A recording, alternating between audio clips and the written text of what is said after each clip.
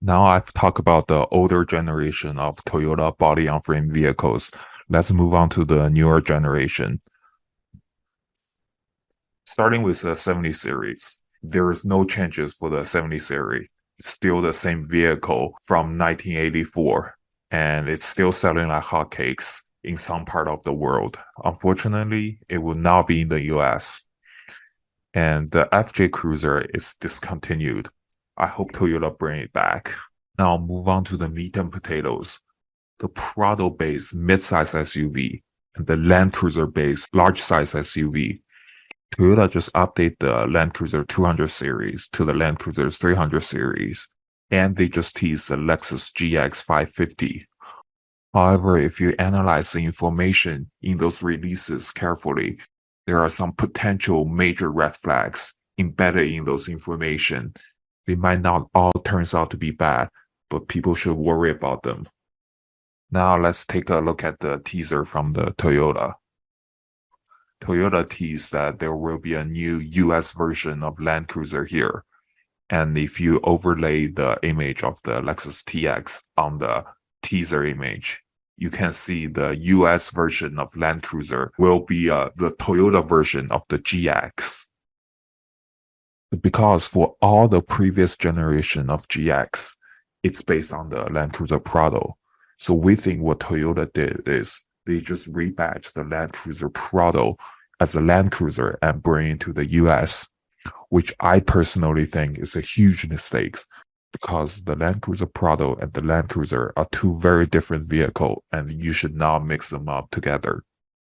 If you follow the normal train of thoughts that the GX is based on Prado, Toyota is making a very confusing move. Because if you look at the size of the new Prado, it's about the same as the new Land Cruiser. And this just does not make any sense to me. Because if you look at the previous generation Prado, it is 5 inches shorter than the Land Cruiser and about 4 inches thinner and the 2.5 inches lower. So it's pretty much in a different category. And for this generation of Prado, Toyota makes it so big that it's about as big as the new Land Cruiser. So how are they trying to differentiate the market by the Prado and the Land Cruiser? Maybe they're trying to make the Prado more rugged and off-roady and make the Land Cruiser more like a city-like vehicle. But it still doesn't make sense because both the last generation Prado and the last generation Land Cruiser are selling like hotcakes. And the updated Land Cruiser 300 series, I think there is a 4 years waiting time in Japan. So it is beyond me why would Toyota wants to bring the already hot-selling Prado out of its segment to directly compete with the Land Cruiser. Maybe we need to think outside the box, because we just assume that GX has always been based on Prado and nothing else. So we assume this generation GX will be based on this generation Prado. So we're assuming that Toyota just teased this generation Prado. But what if instead of basing this generation GX from the Prado, this generation GX is actually based on the Land Cruiser instead of the Prado? That would explain the similar size and the exact same wheelbase. And the Land Cruiser coming into the US is not a rebadged Prado, but its own special US version of Land Cruiser. Maybe we can call it LC305 or something.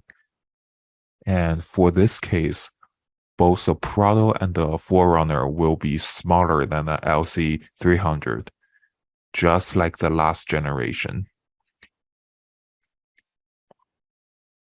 So something like this. This, I believe, will be a much better product line, both in the US and internationally. So for the US, you are avoiding overcrowding the segments with 3 vehicles of the same size.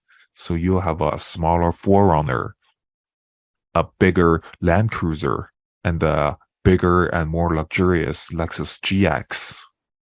And internationally, because you're still keeping the Prado small, you're avoiding moving the Land Cruiser Prado too upmarket and being too close to the Land Cruiser itself and eating each other's sales.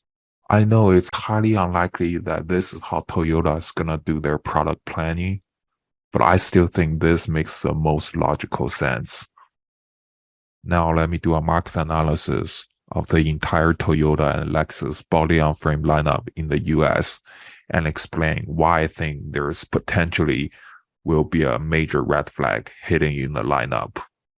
So from the Toyota teaser, we already know that there will be a new Land Cruiser in the US and it's gonna sit below the GX.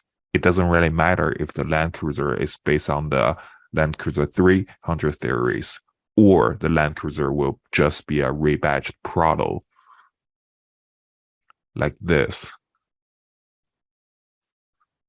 But anyhow, we knew the Land Cruiser will sit below the GX. And now let's look at the lineup. We have the current generation 4Runner that starts from 40,000 to 54,000. So the newer generation is probably expected to be starting at 42 and probably ends up at 40. And the current generation GX starts at 58K and ends at 68.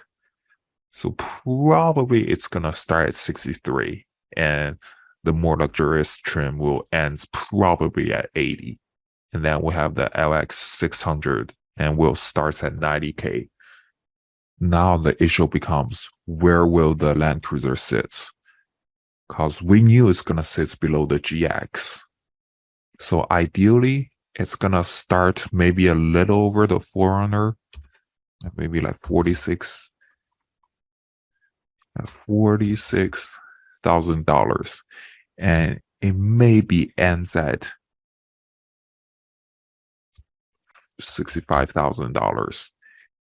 So Toyota might play the game that there is a lot of overlap between the 4Runner and the Land Cruiser, and one of them are gonna be more city-like vehicle, and another one will be more rugged. Here's a major red flag. I'm worried that in order to make room for Land Cruiser, Toyota might increase the price of the GX significantly, so the Land Cruiser could slide between the 4Runner and the GX. So for the GX, it might start at 73K and probably ends at 90K. And for the Land Cruiser, it might start at 53,000 and it's probably gonna ends at $69,000. So in this case, the Land Cruiser will be sitting above the 4Runner and sits below the GX. I know this might be extremely unlikely to happen, but it is still possible, especially consider if the Land Cruiser and the GX will be some type of Land Cruiser 300 based vehicle, and the 4Runner and the Prado will be their own thing and become a smaller vehicle that is somewhat based on the Tacoma. So in this situation, there is a slight possibility that Toyota might significantly increase the price of the GX, so the US version of Land Cruiser could slide in between the 4Runner and the GX.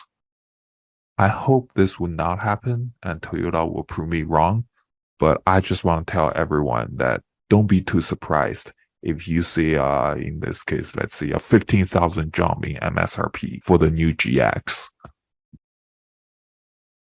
Now let me explain what I think Toyota should have done. And this GX-based US Land Cruiser should have never existed. Toyota should have brought the LC300 directly into the US.